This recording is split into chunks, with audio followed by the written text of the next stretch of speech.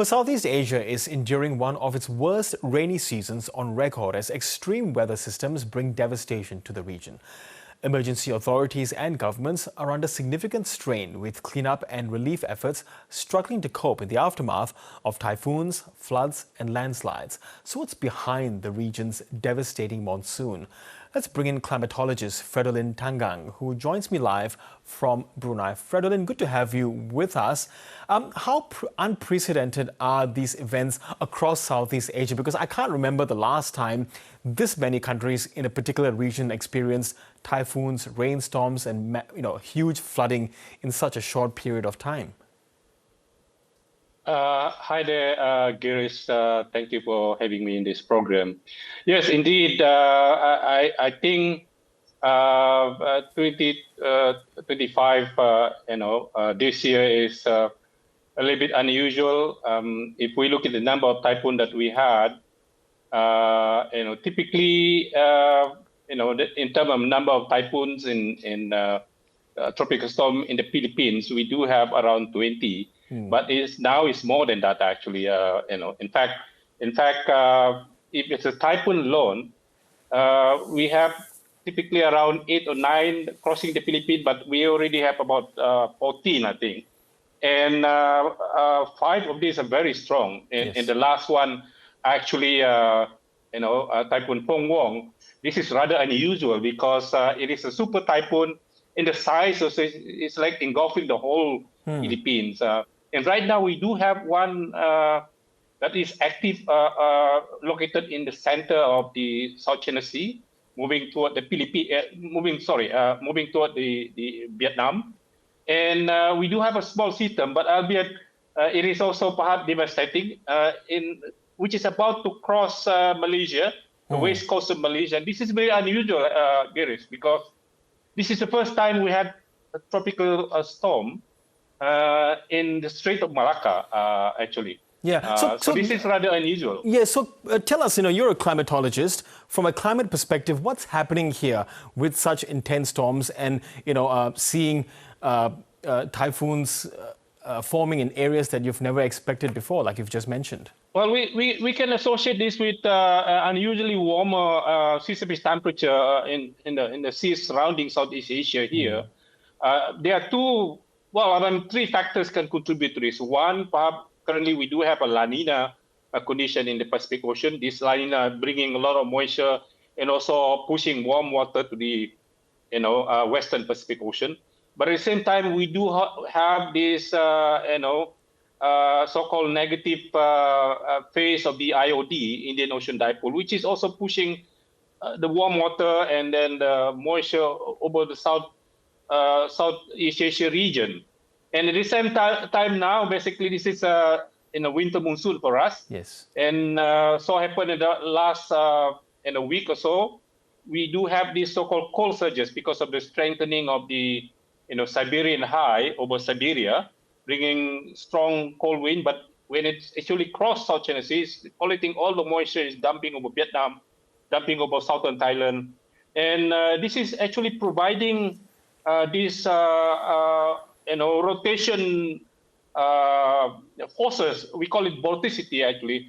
And this is why we have this tropical storm, rather strange tropical storm that we have in the very low latitude over the Strait of Malacca and about to cross to west part of Peninsula Malaysia, maybe around tonight. Yes, and can this be attributed to climate change, given you've said that there are unusually warm sea temperatures that have been there? Climate change is one factor that I haven't mentioned. Yes, definitely, because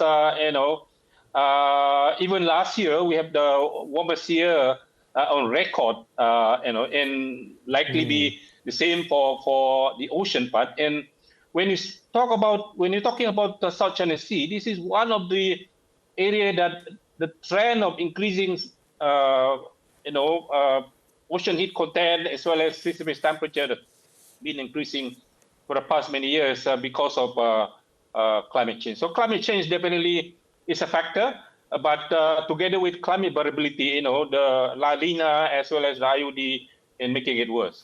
Yes, and given what you've described, that the climate is changing, global warming, the impacts of it is visible. So might Southeast Asia expect more of such extreme weather in future monsoon seasons, coupled perhaps with La Nina?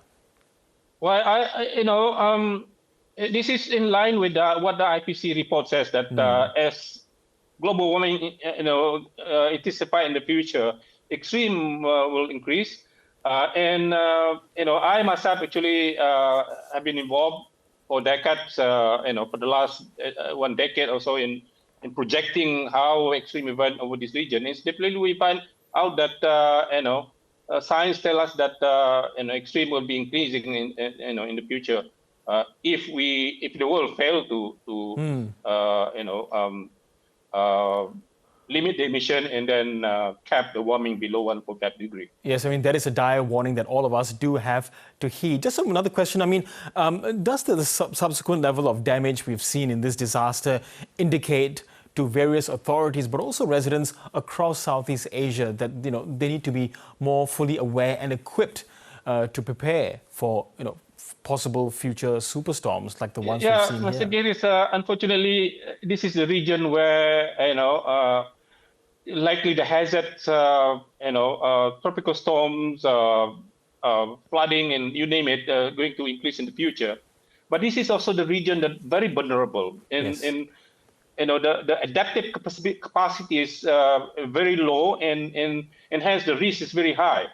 I think we need to wake up here. The world need to wake up, not just in terms of trying to cap this 1.5 degree limit emission and limit the warming by 1.5, but also we need to adapt to this. So the government need to wake up in terms of preparing, getting ready and try to reduce the impact, the risk of impacts, as well as increase the resilience.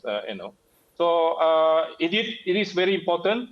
But unfortunately, perhaps also that what we just have COP in Brazil, concluded, and I think the result is rather disappointing. In terms, we still do not have a concrete plan in terms of how we can reduce this greenhouse emission to comply with the science says that by 2030, at least 60% or 50% of this current emission need to be reduce and achieve the net zero by 2050, basically. So we're still far away from this.